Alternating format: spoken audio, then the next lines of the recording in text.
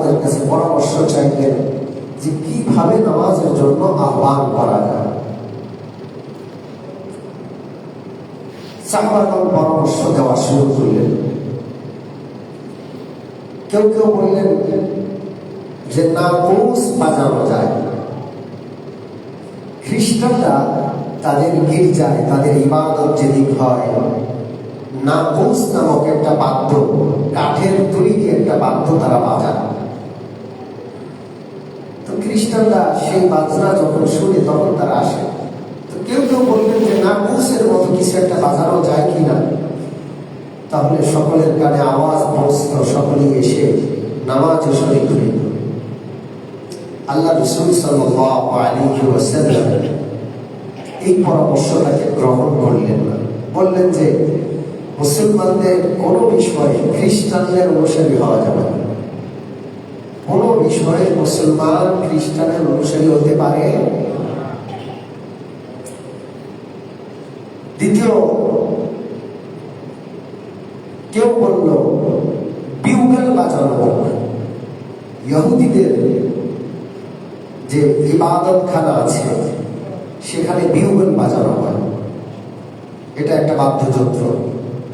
এই বিউগল বাজানো হলে সবাই আওয়াজ শুনবে, তখন সবাই সমবেত হয়ে যাবে।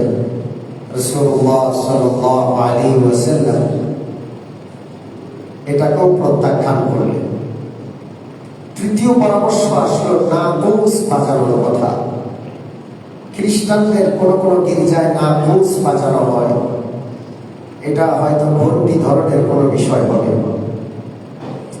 আল্লাহ রাসূল সাল্লাল্লাহু আলাইহি ওয়াসাল্লাম এটাকেও প্রত্যাখ্যান করলেন এবং স্পষ্ট বলে দিলেন যে এগুলো কোনোটাই চলবে না, নতুন কিছু হতে হবে। সবাই একসাথে বসে পরামর্শে অনেক চিন্তা ফিকির করেও কোনো সিদ্ধান্তে পৌঁছতে পারলেন না।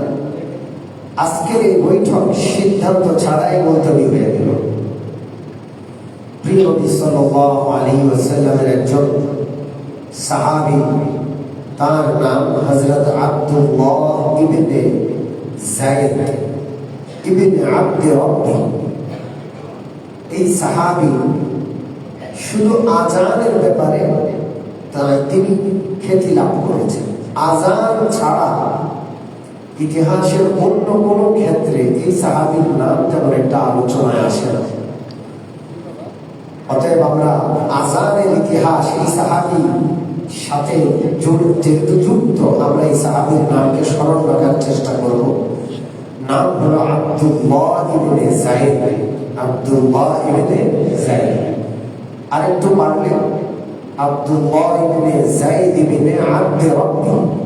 আব্দুল্লাহ ইবনে যায়েদ ইবনে আব্দ রব্বি। এই সাহাবীও আজকে এই পরামর্শ সবাই উপস্থিত ছিলেন। তিনি অত্যন্ত পেরেশান ছিলেন যে আহারে আল্লাহ রাসূল কোন একটা পদ্ধতির ব্যাপারে জানতে চাইলেন, আমরা কেউ নতুন কোন পদ্ধতির কথা বলতে পারলাম না। সিদ্ধান্ত ছাড়াই আজকের বৈঠক মুলতবি হয়ে গেল। সবাই পেরেশান ছিলেন, কিন্তু আব্দুল্লাহ ইবনে আব্দ রব্বি, যায়েদ ইবনে আব্দ রব্বি অত্যন্ত বেশি পেরেশান ছিলেন। তিনি এই পেরেশান অবস্থায় উঠে চলে গেলেন। সারাদিন পেরেশানিতে কাটল। রাত্রে যখন ঘুম আসলো, আব্দুল্লাহ ইবনে যায়েদ ইবনে আব্দ রব্বি রাদিয়াল্লাহু তাআলা আনহু স্বপ্নে দেখলেন যে তিনি বাজারের উপর দিয়ে চলছেন। এক লোক নাকোস বিক্রি করছে। নাকোস, সবুজ পোশাকে একজন লোক, সাধারণ মানুষের মতন আরেকটু দীর্ঘকায়, আরেকটু বড় সড়ক, আরেকটু সুন্দর চেহারা, আরেকটু লম্বা দাড়ি, আরেকটু অন্যরকম।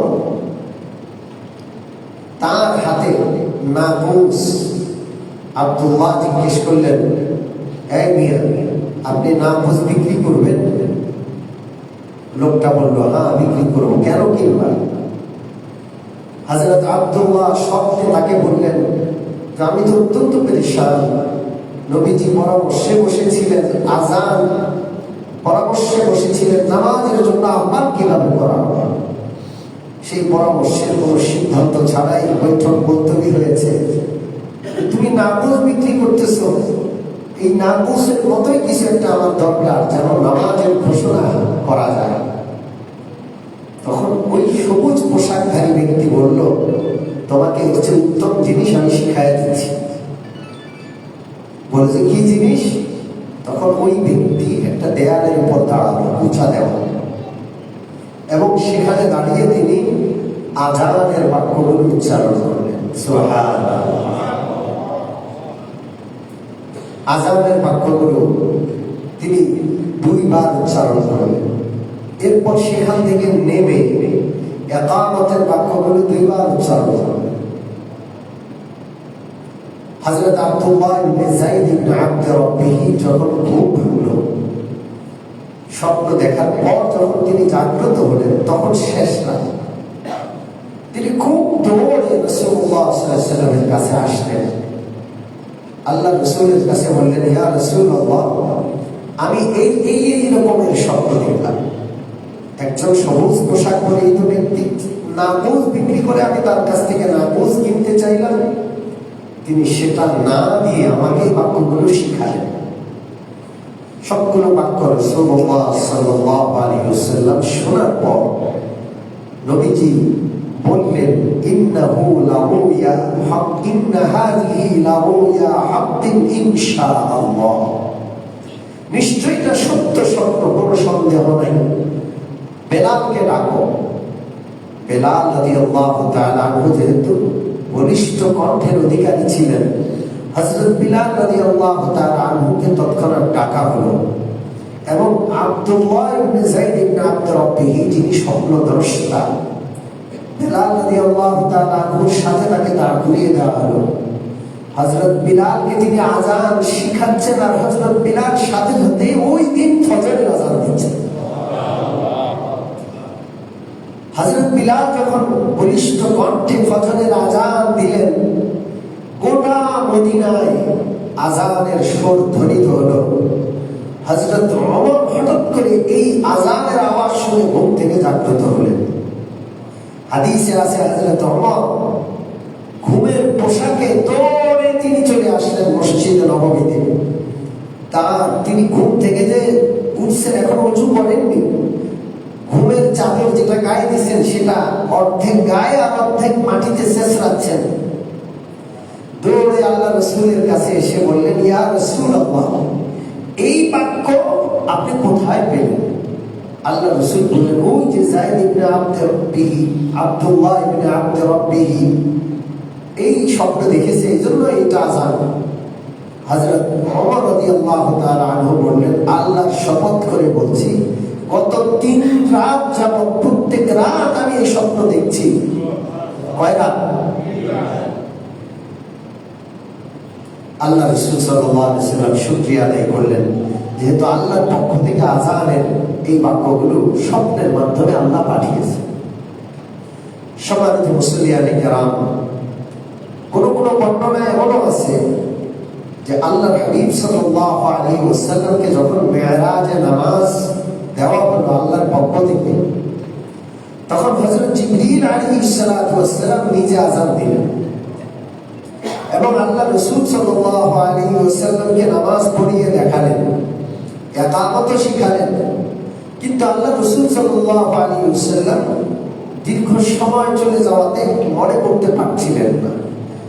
যেই মাত্র হযরত আব্দুল্লাহ ইবনে যায়েদ ইবনে আব্দ রাব্বিহি স্বপ্নের ঘটনা শুনিয়ে আযানের বাক্যগুলো উচ্চারণ করলেন, সাথে সাথে আল্লাহ রাসূলের মনে পড়ে গেল, হ্যাঁ, এই বাক্যগুলো তো ওই বাক্য যেই বাক্য মেরাজের রাতে হযরত জিবরীল আলাইহিস সালাতু ওয়াস সালাম আল্লাহ তাআলার নামাজ দান করার পর হযরত জিবরীলের জবানে আমি শুনেছিলাম। এই হলো আযানের ইতিহাস। এরপর থেকে আযান দেওয়া শুরু হলো। আযানের যে বাক্য, আযান এটা অত্যন্ত আজব একটা বিষয়। পৃথিবীর কোন ধর্মে এমন একটি আহ্বান নেই। আযান এত আজব, কয়েকটা শব্দ, কয়েকটা বাক্য আযানে গোটা ইসলামকে আযানের মধ্যে ঢুকিয়ে দেওয়া। আযানের শুরুতে তাওহীদ আছে, আযানের মধ্যে রিসালাত আছে, আযানের মধ্যে সফলতা তথা পরকালের দাওয়াত আছে। পুরা ইসলামের খোলাসা তিনটা জিনিস: তাওহীদ, রিসালাত, আখিরাত। আল্লাহর একাত্মবাদ, আল্লাহ রসুলের রিসালাত আর পরকাল, এই তিনটা মিলাই হলো ইসলাম। আর এই ইসলামের নির্যাস এই তিনটা বিষয় আযানের মধ্যে ঢুকিয়ে দেওয়া হয়েছে। আর আযান এমন একটা বিষয় যেটা সারা পৃথিবীতে, আযান মানে আহ্বান, সারা পৃথিবীতে আহ্বান চলতেই থাকে।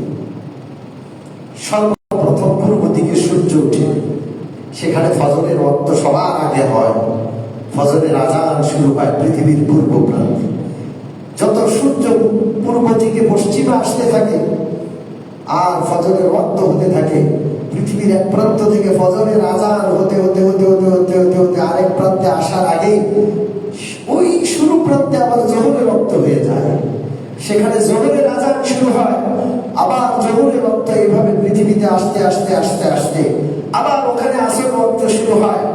আসর ওয়াক্ত এইভাবে পৃথিবীর এক প্রান্ত থেকে আরেক প্রান্তে হতে হতে মাগরিব, এশা এবং পরবর্তী ফজর, অর্থাৎ পৃথিবীর কোন প্রান্তে না কোন প্রান্তে এই তাওহীদ, রিসালাত তথা আখিরাতের আহ্বান লক্ষ লক্ষ কোটি কোটি মুয়াজ্জিন নিজের কানের ভিতরে আঙ্গুল দিয়ে যে আমি কারো কথা শুনবো না, আমি এক আল্লাহর কথা বলবো, আমি কারো কথা শুনবো না, আমি এক রাসূলুল্লাহর রিসালাতের সাক্ষী দিব, আমি কারো কথা শুনবো না, হাইয়া আলাল ফালাহ, প্রকৃত কল্যাণের দিকে আমি আহ্বান করবো। সেই কল্যাণ হলো আখিরাতের কল্যাণ। সারা বিশ্বে আযান হতে থাকে, একটা মুহূর্ত নাই, একটা সেকেন্ড নেই যে পৃথিবীতে আযান বন্ধ। এই আযাব আযান, আল্লাহু আকবার, আল্লাহু আকবার, আল্লাহ বড়, আল্লাহ বড়, আল্লাহ মহান। সারা পৃথিবীব্যাপী আল্লাহর বড়ত্বের জয়গান গাওয়া হয়। যে ব্যক্তি আল্লাহর জয়গানকে, আল্লাহর বড়ত্বকে স্বীকার করে, সে আল্লাহর আহ্বানে সাড়া দেয়। আশহাদু আল্লা ইলাহা ইল্লাল্লাহ, আশহাদু আল্লা ইলাহা ইল্লাল্লাহ। মুয়াজ্জিন উচ্চ কণ্ঠে বলছেন, আমি সাক্ষ্য দিচ্ছি আল্লাহ ছাড়া কোনো ইলাহ নাই, আল্লাহ ছাড়া কোনো ইলাহ নাই। মুয়াজ্জিনের সাথে সাথে কিন্তু শ্রোতারাও বলছেন, শ্রোতারাও কি করছেন? বলছেন। মুয়াজ্জিন বলছেন, আশহাদু আন্না মুহাম্মাদার রাসূলুল্লাহ, শুনে আমি সাক্ষী দিচ্ছি মুহাম্মদ সাল্লাল্লাহু আলাইহি ওয়াসাল্লাম আল্লাহর রাসূল। এরপরে মুয়াজ্জিন বলছে, হাইয়া আলাস সালাহ, নামাজের দিকে আসো। আল্লাহকে যদি তুমি এক মানো, আল্লাহর বড়ত্ব যদি স্বীকার করো, রাসূলুল্লাহর রিসালাতকে যদি সাক্ষী দাও, তাহলে এর পরের বিধান হলো নামাজ, নামাজে আসো। হাইয়া আলাল ফালাহ, কল্যাণের দিকে আসে। কল্যাণ হলো পরকালের, দুনিয়ার এবং আখিরাতের কল্যাণ। কারণ যার ঈমান নাই, নামাজ নাই, তার কল্যাণ নাই। সারা দুনিয়ার রাজত্ব পেয়ে গেলেও সে কল্যাণ পাইল না। কল্যাণ একমাত্র এটাতে, তাওহীদ রিসালাতেই কল্যাণ, এই ছাড়া কোনো কল্যাণ নাই। যারা নামাজ বাদ দিয়া ব্যবসার ভিতরে কল্যাণ তালাশ করে, যারা নামাজ বাদ দিয়া টাকা পয়সার ভিতরে কল্যাণ তালাশ করে, যারা নামাজ ছেড়ে দিয়ে রাজনীতির মধ্যে কল্যাণ তালাশ করে, কি বলেন ওখানে কল্যাণ আছে? কোথাও আছে? কোথাও নাই। সর্বশেষ আবার আল্লাহর বড়ত্বের ঘোষণা, আল্লাহু আকবার, আল্লাহু আকবার, লা ইলাহা ইল্লাল্লাহ। শুরু আল্লাহু আকবার, আল্লাহু আকবার, আশহাদু আল্লা ইলাহা ইল্লাল্লাহ, শেষে আল্লাহু আকবার, আল্লাহু আকবার, লা ইলাহা ইল্লাল্লাহ। আযানকে দাওয়াতুত তাম্মা বলা হয়েছে। এই জন্য আযানের পরে যে দোয়া আছে, দোয়ার মধ্যে বলা হয়, কি বলা হয়? আল্লাহুম্মা রাব্বা হাযিহি দাওয়াতিত তাম্মা। আল্লাহ, এই পরিপূর্ণ আহ্বান, পরিপূর্ণ দাওয়াতের প্রভু আপনি, আপনি শিখিয়েছেন এই দাওয়াত। এর চেয়ে পরিপূর্ণ দাওয়াত, এর চেয়ে সংক্ষেপে পৃথিবীতে কোনো দাওয়াত হতে পারে না। সম্মানিত উপস্থিতি, গোটা বিশ্বে আযান দেওয়া হয়। যদি কেউ আযান সম্পর্কে একটু ভাবে, তাহলে তার মাথা আল্লাহর বড়ত্বের সামনে নত হতে বাধ্য। সে নামাজ করতে পারতে হবে, সে আল্লাহকে সেজদা না দিয়ে পারবে না। এই জন্য যারা আজান দেয় তাদের কত ফজিলত আজকে একটু আপনাদেরকে শোনেন। যারা আজান দেয়, আজান এখন লজ্জার বিষয় হয়েছে, আমরা আজান দিতে জানি না, মুয়াজ্জিনকে ছোট মনে করি, খাটো মনে করি, হ্যাঁ প্রতিপন্ন করে এবং আজান দেওয়াটাকে খুব ছোট কাজ মনে করা হয়। অথচ দেখেন আল্লাহ রাসূল সাল্লাল্লাহু আলাইহি সাল্লাম কি বলছেন, মুসলিম শরীফের হাদিস, মিশকাত শরীফের 64 নম্বর পৃষ্ঠায় আল্লাহ রাসূল সাল্লাল্লাহু আলাইহি ওয়াসাল্লাম বলছেন, আল মুয়াজ্জিনুনা তুওয়ালুন নাসি আনা ইয়াউমাল কিয়ামা, কিয়ামতের দিন মুয়াজ্জিনদের গর্দান অনেক উঁচু উঁচু হবে। গোটা কিয়ামতের ময়দানে হাজার হাজার কোটি মানুষ, হযরত আদম থেকে সর্বশেষ মানুষ সব এক ময়দানে। একটা পৃথিবী মানুষ যদি এক জায়গায় একত্র, কি অবস্থা? এরকম পৃথিবী তো আজকে 1000 বছর যাবত আছে, আবার কত হাজার বছর থাকবে। এই পৃথিবী তো সবসময় ভর্তি থাকে, এই সব মানুষগুলো এক ময়দানে, কে কারে চিনবে? তখন ওখানে চেনা যাবে ওই কোটি কোটি মানুষের মধ্য থেকে যাদেরকে চেনা যাবে, যারা উঁচু গর্দান ওয়ালা হবে, তারা হবে কারা? মুয়াজ্জিন। আজানের কত মর্যাদা! এই জন্য আমাদের মুরব্বীরা গ্রামে আগে আজান দিতেন, এবং অনেক মুরব্বীর কথা শুনি সারা জীবন আজান দিয়েছে। আজান অনেক গুরুত্বপূর্ণ একটা বিষয়। এরপর আল্লাহ রাসূল সাল্লাল্লাহু আলাইহি সাল্লাম বলেন, বুখারী শরীফের হাদিস, মিশকাত শরীফের 64 নম্বর পৃষ্ঠায়, লা ইসমাউ মাদা সাউতিল মুয়াজ্জিনি জিন্নুন ওয়ালা ইনসুন ওয়ালা শাইউন ইল্লা শাহিদা লাহু ইয়াউমাল কিয়ামা। মুয়াজ্জিন যখন আজান দেয়, মুয়াজ্জিনের আজানের আওয়াজ জিন শুনে, মানুষ শুনে, গাছপালা তরুলতা শুনে, মাটি শুনে, কণা শুনে, পাথর শুনে, যত জিনিসের গায়ে মুয়াজ্জিনের আজানের আওয়াজ পৌঁছবে, সমস্ত জিনিসগুলো কিয়ামতে মুয়াজ্জিনের পক্ষে সাক্ষী দিবে। আল্লাহ, আমি আপনি লা ইলাহা ইল্লাল্লাহ বলি, কিন্তু গোপনে আমার সাক্ষী কে?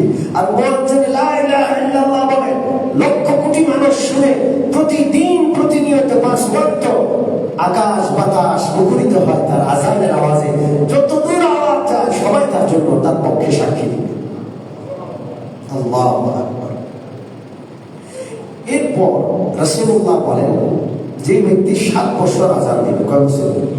7 বছর, আল্লাহ তাআলা তাকে জাহান্নাম থেকে মুক্তির সার্টিফিকেট দিয়ে দেবে। কয় বছর? 7 বছর। সাহাবায়ে কেরামের কাছে রাসূলুল্লাহ মুয়াজ্জিনদের যখন এত প্রশংসা করলেন, এত মুয়াজ্জিনদের সওয়াবের কথা বর্ণনা করলেন, সাহাবারা বললেন, ইয়া রাসূলুল্লাহ, মসজিদ তো একটা, মুয়াজ্জিনও কয়জন? মসজিদেরও আমি কয়খান, মুয়াজ্জিনও কয়জন? তো সব ফজিলত, সমস্ত মর্যাদা তো বেলাল হয়ে গেল, আমরা তো মর্যাদা পাইলাম না। রাসূলুল্লাহ সাল্লাল্লাহু আলাইহি ওয়াসাল্লাম বললেন, কুল কামা ইয়াকুলুন,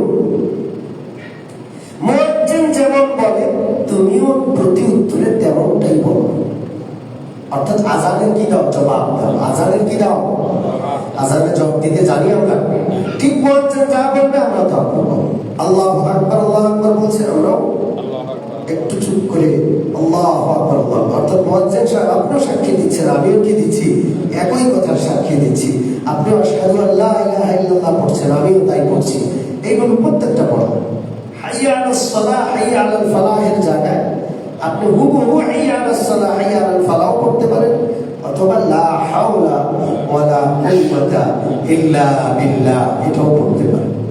এরপরে গুলো আল্লাহু আকবার, আল্লাহু আকবার, লা ইলাহা ইল্লাল্লাহ একই শব্দ পড়বেন। শুধু ফজরে কত কামাত, ফজরে as-salatu খায়রুম মিনান নাওম, এটাতে একটু ভিন্ন আছে। এটা হলো সাদাক্তা ওয়া বারারতা, অথবা আপনি as-salatu খায়রুম মিনান নাওম বলেন। আপনি কি বলবেন? as-salatu খায়রুম, মুয়াজ্জিন যা বলে তাই বলেন। আর যদি আপনি পারেন এটা বলেন সাদাক্তা ওয়া বারারতা, হে মুয়াজ্জিন আপনি যা বলেছেন সত্য বলেছেন, এবং আপনি সঠিক বলেছেন, আপনি সব কথা বলেছেন। as-salatu খায়রুম মিনান নাওম, ইকামতের সময় তাই বলতে হয়। অর্থাৎ মুয়াজ্জিন সাহেব ইকামতে যে শব্দ বাক্যগুলো বলে আমরাও তাও বলবো, তাই বলবো। শুধু কদ কামাতিস সালাহ, কদ কামাতিস সালাহ এটা হুবহু বলবেন, অথবা কদ কামাতিস সালাতের সময় বলবেন আকামাহাল্লাহু ওয়া আদামাহা, আকামাহাল্লাহু ওয়া আদামাহা। আল্লাহ তাআলা এই নামাজকে কিয়ামত পর্যন্ত কায়েম রাখেন, আল্লাহ তাআলা সবসময় নামাজ কায়েম রাখেন, এই দোয়া করতে থাকেন। যাই হোক, তো রাসূলুল্লাহ সাল্লাল্লাহু আলাইহি ওয়াসাল্লাম বলেন যে মুয়াজ্জিন যেমন বলে তুমিও তেমন বলো, বলার পর তুমি আল্লাহর কাছে দোয়া করো, চাও। তুমি যা চাইবা আযানের পর সব আল্লাহ দিয়ে দেবেন। আযানের পর দোয়া কবুলের শুরু, কিসের সময়? দোয়া কবুলের সময়। এই জন্য আযানের সাথে সাথে মসজিদে এসে যান এবং দোয়া করতে থাকেন। মুয়াজ্জিনের জবাব দিতে থাকেন, যেখানে আছেন দোয়া করেন। হাত তুলে দোয়া করা জরুরি না, আপনি একা একা আছেন হাত তুলে করতে পারেন, আবার আপনি হাত তোলা ছাড়াও করতে পারেন। রাসূলুল্লাহ বলছেন তুমি মুয়াজ্জিনের সাথে সাথে বাক্যগুলো বলে যে দোয়া করবে আল্লাহ তাই কবুল করবেন। এখন আসেন, আযানের পরে একটা দোয়া আছে, যে দোয়াটা আমরা সকলেই জানি। আল্লাহুম্মা রাব্ব হাযিহি আদ-দাওয়াতি আত-তাম্মা ওয়াস-সালাতি আল-কায়িমা আতি মুহাম্মাদান আল-ওয়াসিলাতা ওয়াল-ফাযিলা وابعثه مقاما محمودا الذي وعدته إنك لا تخلف الميعاد। এই দোয়া বললে আল্লাহ রাসূলের শাফাআত ওয়াজিব হয়ে যায়। আরেকটা দোয়া আছে, সেটা যদি কেউ পড়ে, আশহাদু আল্লা ইলাহা ইল্লাল্লাহু ওয়াহদাহু লা শারীকা লাহু ওয়া আন্না মুহাম্মাদান আবদুহু ওয়া রাসূলুহু রাদিতু বিল্লাহি রাব্বান ওয়া বিমুহাম্মাদিন রাসূলা ওয়া বিল ইসলামি দীনা। এই দোয়া আছে। যদি কেউ এই দোয়াটা পড়ে, গুফিরা লাহু যামবুহু, তার সারা জীবনের গুনাহ মাফ হবে। কালিমায়ে শাহাদাত, আশহাদু আল্লা ইলাহা ইল্লাল্লাহু ওয়াহদাহু লা শারীকা লাহু ওয়া আশহাদু আন্না মুহাম্মাদান আবদুহু ওয়া রাসূলুহু। এরপরে রাদিতু বিল্লাহি রাব্বান ওয়া বিল ইসলামি দীনা ওয়া বিমুহাম্মাদিন সাল্লাল্লাহু আলাইহি ওয়াসাল্লাম রাসূলা, তার গুনাহ মাফ হয়ে যাবে। আযানের পরে দোয়াগুলো পড়ব ইনশাআল্লাহ। আল্লাহ রাসূল সাল্লাল্লাহু আলাইহি ওয়াসাল্লাম মুয়াজ্জিনের ব্যাপারে আরেকটা হাদিস আছে, সুসংবাদ দিয়েছেন। কিয়ামতের দিন নূরের টিলা থাকবে, টিলা। কিয়ামতের ময়দান সবটা সমান, সব মানুষ সমান, কিন্তু মাঝে মাঝে উঁচা জায়গা থাকবে, টিলার মতো, নূরের টিলা। সেই টিলার উপর তিন ব্যক্তি সেই টিলার উপর থাকবে। কয় ব্যক্তি? তিন ব্যক্তি। এক নম্বর ওই ব্যক্তি যে আল্লাহর হক আদায় করে, মালিকের হক আদায় করে, চাকরি করে, আল্লাহর হক নামাজ আদায় করে, চাকরি করে, মালিকের হকটাও আদায় করে। অনেকে নামাজ পড়তে গিয়ে মালিকের ধোকা দেয়, নামাজও পড়ে না, নামাজের কথা বলে আবার মালিকের ছুটি নেয়। এরকম আছে না? আছে। মক্কা শরীফে এরকম অসংখ্য বাঙালি দেখছি। মক্কা শরীফে আজান দিলে দোকান তখন বন্ধ রাখতে হতো, এই দোকান বন্ধ করে দোকানের ভিতরে বই বই ভাত খায়। এই পাশে হারাম শরীফ নামাজ পড়ে না, এরকম বহু বাঙালি আমি দেখছি। আছে না? জোরে বলেন। নামাজের কথা বলবেন, বলেন হুজুর আপনারা হজে আসছেন, আপনারা পড়েন, আপনারা পড়েন, আমরা সারা বছর থাকি। ওই যে রমজানের শেষ দশকে গিয়ে একবার হজের আশ্রয় সুবা দিয়ে দেবো, সব মাপ হয়ে দেবো।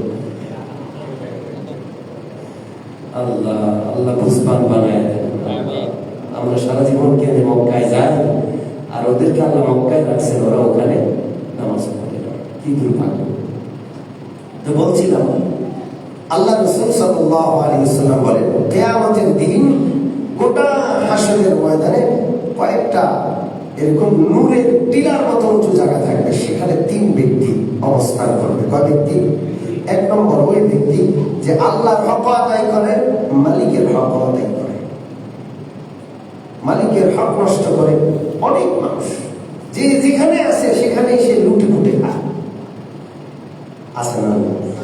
এখন ব্যবসা বাণিজ্য, এখন লুটতরাজ চলছে সারা দেশে। কেউ সৎ পথে সুপথে সে আস্তে আস্তে করে আল্লাহর রহমতে সে আস্তে আস্তে করে নিজের পুঁজি বানাবে, এই চিন্তা এখন করে না। এখন সবাই সুযোগ তালাশ করে কে কার মাথায় বাড়ি দিয়ে রাতারাতি ধনী হবে। আল্লাহ যেন হেফাজত করে, এই অসুস্থ হারাম প্রতিযোগিতা থেকে আল্লাহ আমাদেরকে হেফাজত করে। আমি বলছিলাম 1 নম্বর ওই ব্যক্তি কিয়ামতে হাসরে নূরের টিলার উপর থাকবে যে আল্লাহর হক আদায় করে, মালিকের হক কি করে। 2 নম্বর ওই ইমাম যে নামাজ পড়ায়, মানুষকে নামাজ পড়ায় আর মানুষও তার উপর সন্তুষ্ট, তার পিছনে নামাজ পড়ে মানুষ শান্তি পায়, তাকে তালাশ করে, অনুভব করে, তাকে মহব্বত করে, ভক্তি করে, ওই ইমামও কিয়ামতের দিন ওই টিলার উপর থাকবে। 3 নম্বর ওই মুয়াজ্জিন যে মানুষকে 5 ওয়াক্ত নামাজের দিকে আহ্বান করে, ওই মুয়াজ্জিন সাহেব কোথায় থাকবেন? ওই কিয়ামতের দিন এমনি তো তার গর্দান উঁচু হবে, আবার আল্লাহ তাআলা তাকে নূরের টিলার উপর জায়গা করে দেবেন।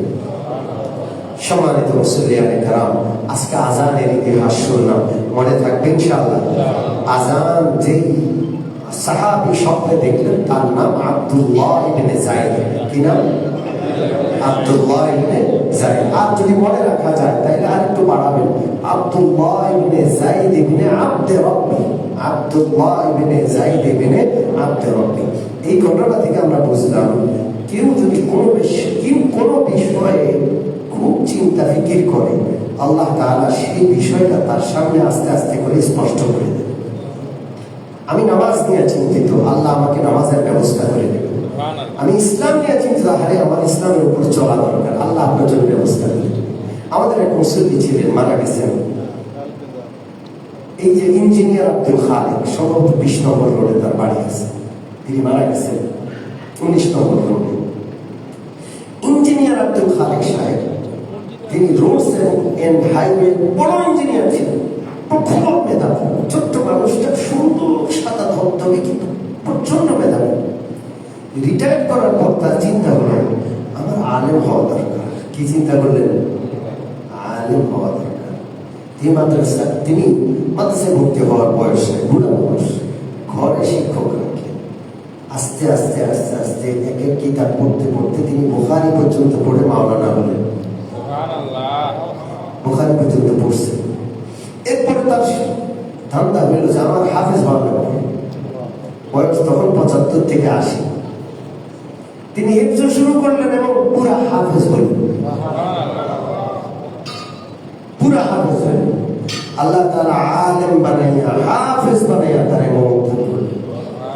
কেউ যদি কোন জিনিস মাথায় নেয়, আল্লাহ তাকে সাহায্য করে। আমরা দ্বীনের উপর চলবো, এই জিনিসটা মাথায় নেই ইনশাআল্লাহ। আমাদের সন্তান এবং পরবর্তী প্রজন্মকে ইসলামের উপর চালাবো, এটা মাথায় নেই। সম্মানিত মুসল্লিয়ানে কেরাম, আজকে আরেকটা পয়গাম রেখে শেষ করব। মুসলমানের এই দুরবস্থা সারা বিশ্বে, কঠিন পরিস্থিতি, এবং এই কঠিন পরিস্থিতিটা আমাদের গর্দানে শ্বাস ফেলছে, মানে আমাদের ঘরের দুয়ারে চলে আসছে। আমরা আগে মনে করতাম ফিলিস্তিনে দুরবস্থা, এখন দেখছি আমাদের বর্ডারে দুরবস্থা। আমাদের বাংলাদেশের বর্ডারের ওই পারে মসজিদ ভেঙে ফেলা হচ্ছে, বুলডোজার দিয়ে মাদ্রাসা ভেঙে ফেলা হচ্ছে, শত শত বৎসরের মসজিদ মাদ্রাসা, মুসলমান বসতি বুলডোজার দিয়ে মাটির সাথে মিশিয়ে দেওয়া হচ্ছে, মুসলমানদেরকে পথে বসিয়ে দেওয়া হচ্ছে, প্রকাশ্যে ঘোষণা করা হচ্ছে যে মুসলমান যেখানে বাবা কুত্তার মতো মানো, প্রকাশ্যে বলা হচ্ছে। এই অবস্থায় আমাদের কি খেলা ধুলা মজা এগুলোর পিছনে পড়া উচিত? জোরে বলুন। এটা এই জন্য বললাম, আমরা তো জানিও না, শুনি মানুষের কাছে যে অতি সত্তর নাকি বিশ্বকাপ, ফিফা ওয়ার্ল্ড কাপ শুরু হচ্ছে। মানুষ পাগল। কারে নিয়ে পাগল? তুমি, তোমার ঘর বাড়ি ইসলাম সব লোক করে নিয়ে যাচ্ছে, আর তোমার বল ধরে আছে। রাত জেগে পাগলের মতো বল খেলা দেখছে, নামাজ নাই, রোজা নাই, হজ নাই, কিচ্ছু নাই। আর এক একজনে 2 হাতে টাকা খরচ করছে নিজের নাম কামানোর জন্য। প্রজেক্টর কিনে মাঠে প্রজেক্টর বসাবে, ডেক পাকাইয়া খিচুড়ি খাওয়াবে, উনি ক্রীড়া প্রেমী। উনি কি এরপরে মাইলকে মাইল পতাকা বানাচ্ছে। ওনার অর্জন কি? উনি 1 কিলোমিটার একটা পতাকা বানাইছে, এটা তার জীবনের অর্জন। এরপর পতাকা লাগাইলে ঘরের ছাদের উপর কারেন্টের তারে লেগে মরে যায়, আছে না? এরপরে আর্জেন্টিনার সমর্থক আর ব্রাজিলের সমর্থক মারামারি করছে, কোথায় আর্জেন্টিনার কোথায় ব্রাজিল, আর কোথায় ফুটবল খেলা, আর কোথায় মারামারি খুলকুনি। হ্যাঁ, মুসলমান, এগুলোতে আমরা লিপ্ত হবো না, এগুলোর খুঁজো রাখবো না। আপনারা কি জানেন, পুরা খেলার জগৎটা একটা জুয়া। মনে রেখে, এই খেলাটাকে শুধু খেলা মনে করেন না, এর পিছনে গেম আছে, জুয়া আছে। জুয়াকে সমর্থন করা হারাম, জুয়া যেমন হারাম, জুয়াকে সমর্থন করা হারাম, জুয়া খেলা দেখাও হারাম। এই ফিফা যে দেশগুলো আছে সবগুলো টাকা জমা দেয়, অর্থ লগ্নি করে এরপরে খেলার মাধ্যমে যে জিতবে সব তাকে দিয়ে দিবে, লটারির মতো হারাম জুয়া। এরপরে যারা বল খেলে এরা কি সতর থাকে না, সতর খোলে? সতর্কে এত সহজ মনে করেন না। রাসূলুল্লাহ বলেন যে সতর খুলল, তারপর আল্লাহ লানত, যে সতর খোলা তাকালো খোলা সতরের দিকে, তার উপর আল্লাহর অভিশাপ। এরপরে খেলা যখন চলে রাতের 2টা 2:30 খেলা তো ওদের সময় হচ্ছে না, এখানে রোগী আছে, অসুস্থ আছে, নারী আছে, শিশু আছে, গভীর রাতে কোন দেশে গোল হয়েছে, আর এখানে এত চিৎকার। গোল হয়েছে কোথায়, চিৎকার কোথায়? আল্লাহ যেন আমাদেরকে হেফাজত করে। আমরা আমাদের সন্তানদেরকে, আমাদের প্রজন্মকে বোঝানোর চেষ্টা করব। এই মুহূর্তে আমাদের কত কান্নাকাটি করা দরকার, কত প্রস্তুতি, ইমান আমলের প্রস্তুতি, বাহ্যিক প্রস্তুতি নেওয়া দরকার রাষ্ট্রীয়ভাবে মুসলমানদের, যেন মুসলমানদের অস্তিত্ব ধরে রাখতে পারে। আপনি কি জানেন বর্ডারে হাজার হাজার মানুষকে একসাথে করছে? হ্যাঁ, রাত জেগে পাহারা দিচ্ছে বিজিবি এবং সীমান্তের মানুষ। হাজার হাজার মানুষ বর্ডারে জড়ো করছে এবং তারা ঘোষণা করছে হাজার হাজার না, লক্ষ লক্ষ ঢুকতে হবে। কারণ শুধু আসাম আর বাংলা, শুধু বাংলা এলাকায়, আসাম না, শুধু বাংলা এলাকায় 1 কোটি ভোটারকে ভোট থেকে বঞ্চিত করা হয়েছে। এরা ওখানকার নাগরিক না, ওরা নাকি বাংলাদেশের নাগরিক। শুধু 1 কোটি বাংলা এলাকায়। মমতা ব্যানার্জি যে এলাকার মুখ্যমন্ত্রী ছিল, এখন যে শুভেন্দু অধিকারী মুখ্যমন্ত্রী ছিল, ওই এলাকার 1 কোটি ভোটারকে ভোট থেকে বঞ্চিত করছে। ওরা নাকি ওই দেশের নাগরিক না, বাংলাদেশের নাগরিক, সব বাংলাদেশে পাঠানো। কঠিন অবস্থা আসতেছে। এই দেশ ফিলিস্তিন হওয়ার আশঙ্কা আছে যদি আমরা ইমানি প্রস্তুতি না নিই। বিশ্বাস করেন, অন্য কিছু দ্বারা মোকাবেলা করা যাবে না। এই কুফুরের মোকাবেলা ইমান দিয়ে করতে হবে, অন্য কিছু দিয়ে করতে হবে না। এখানে অস্ত্র না, এখানে কুফুর, মনে রাখতে হবে। আল্লাহ আমাদের সকলকে ইমান নিয়ে জীবিত থাকার, ইমান নিয়ে মরা এবং যতদিন জীবিত থাকি ইমানের সাথে বেঁচে থাকার তৌফিক দান করুন। আমিন। ওয়া আখিরু দাওয়ানা আলহামদুলিল্লাহি রাব্বিল আলামিন। ওয়া সাল্লাল্লাহু তাআলা আলা খাইরি খালকিহি মুহাম্মাদিন ওয়া আলিহি ওয়া আসহাবিহি আজমাইন। আলহামদুলিল্লাহি রাব্বিল আলামিন। والصلاة والسلام على سيد الأنبياء والمرسلين وعلى آله وأصحابه أجمعين. ربنا ظلمنا أنفسنا وإن لم تغفر لنا وترحمنا لنكونن من الخاسرين. ربنا آتنا في الدنيا حسنة وفي الآخرة حسنة وقنا عذاب النار. ربنا لا تزغ قلوبنا بعد إذ هديتنا وهب لنا من لدنك رحمة إنك أنت الوهاب. ربنا هب لنا من أزواجنا وذرياتنا قرة أعين واجعلنا للمتقين إماما. رب ارحمهما كما ربياني صغيرا. رب ارحمهما كما ربياني صغيرا. اللهم إني أعوذ بك من الهم والحزن وأعوذ بك من العجز والكسل وأعوذ بك من البخل والجبن وأعوذ بك من غلبة الدين وقهر الرجال. আয় আল্লাহ আমাদেরকে মাফ করে দেন, আমাদের আব্বা আম্মাকে মাফ করে দেন, পুরো উম্মত মুসলিমাকে মাফ করে দেন। আয় আল্লাহ নিশ্চয় আমরা গুনাহগার, আপনার প্রিয় নবীর পবিত্র সিরাত মাহফিলের বরকতে আয় আল্লাহ আমাদের গুনাহগুলো মাফ করে দেন। আমরা বড় লজ্জিত হয়ে তওবা করছি, আমাদের তওবা কবুল করেন। আয় আল্লাহ ঈমান আর ইসলামের উপর অটল মজবুত থাকার তৌফিক দান করেন।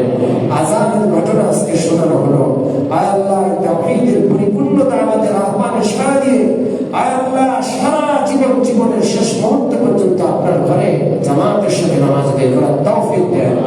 আয় আল্লাহ প্রতিটা বালিগ পুরুষকে মসজিদমুখী বানায় দেন, পাঁচ ওয়াক্ত নামাজ জামাতের সাথে আদায় করলে ওয়ালা বানায় দেন। আমাদের মা বোনদেরকে আব্বাল ওয়াক্তে ঘরে নামাজ আদায়কারী বানায় দেন, ওয়ালি বানায় দেন। আল্লাহ মা বোনদেরকে স্বামীর খেদমত করলে ওয়ালি বানায় দেন। আমাদের প্রত্যেকের পরিবারকে সুখের পরিবার, শান্তির পরিবার, জান্নাতি আল্লাহ পরিবার হিসেবে কবুল করেন। আল্লাহ স্বামী স্ত্রীর মধ্যে মায়া মহব্বত মমতা দান করেন। অবৈধ সম্পর্ক থেকে আমাদের সকলকে হেফাজত করেন, হারাম সম্পর্ক থেকে হেফাজত করেন। আল্লাহ হারাম সম্পর্কের কারণে আল্লাহ 20-25 বছরের পরিবার পর্যন্ত ভেঙে যাচ্ছে। আল্লাহ এই হারাম সম্পর্ক যে হারাম, এটা যে নাজায়েজ, এটা বুঝার তৌফিক মুসলমানদেরকে দান করেন। আল্লাহ আমাদের এই ছোট্ট মাতৃভূমিটাকে হেফাজত করেন। আল্লাহ পুশিং থেকে আমাদেরকে হেফাজত করেন, ভারতের মুসলমানদেরকে হেফাজত করেন, ভারতের মসজিদ মাদ্রাসা আল্লাহ খানকাগুলোকে হেফাজত করেন। আল্লাহ দারুল উলুম দেওবন্দ সহ আল্লাহ দ্বীনি প্রতিষ্ঠানগুলো, কেন্দ্রগুলোকে হেফাজত করেন। ইরাক, সিরিয়া, আফগানিস্তান, ফিলিস্তিন, আরাকান, কাশ্মীর সহ সারা পৃথিবীর যেখানে যেখানে মুসলমান কষ্টে আছে, মুসলমানকে হেফাজত করেন, মুসলমানের ঈমান আমানের হেফাজত করেন, আরব বিশ্বকে হেফাজত করেন। আল্লাহ আমেরিকা, ইসরায়েল ওদেরকে হেদায়েত দেন। ওই জালেমদের কপালে হেদায়েত না থাকলে ওদেরকে, ওদের দোষরদেরকে ধ্বংস করে দেন। আল্লাহ আপনার হাবিবের সিরাত অনুযায়ী আমল করার তৌফিক দেন। নবীজির মহব্বত আমাদের অন্তরে বসায়া দেন। আল্লাহ আপনার মহব্বত দান করেন। আপনার হাবিবের সিরাত আমাদের দোয়া কবুল করেন। আল্লাহ যারা অসুস্থ, সিরাত মাহফিলের বরকতে সুস্থতা দান করেন। আমার অনেক জন মুসলিম ভাইরা পিঠে আল্লাহ হাঁটুর দরদে, পিঠের দরদে হাড় ক্ষয় হয়ে যাওয়ার মতো এই সমস্ত রোগে আক্রান্ত হয়ে তারা চেয়ারে নামাজ পড়তে বাধ্য হচ্ছে। আল্লাহ সকল জটিল রোগগুলোকে আপনি সুস্থতা দান করেন। আল্লাহ যারা আর্থিকভাবে অসচ্ছল, অভাবী, তাদের অসচ্ছলতা অভাব দূর করে দেন। সচ্ছলতা ইজ্জতের জীবন দান করেন। ব্যবসায়ীদের ব্যবসায় বরকত দান করেন। আল্লাহ যে হাত একবার আপনার দরবারে উঠানোর তৌফিক দিয়েছেন, কোন মাখলুকের কাছে সে হাত পাতাইন না। সচ্ছলতার জীবন দান করেন। নিজের প্রয়োজন মিটে দুই হাতে আপনার পথে দান করতে পারি এতটুকু হিম্মত, সামর্থ্য, তৌফিক দান করেন। আপনার হাবিবুর রাসূল আমাদের দোয়া কবুল করেন।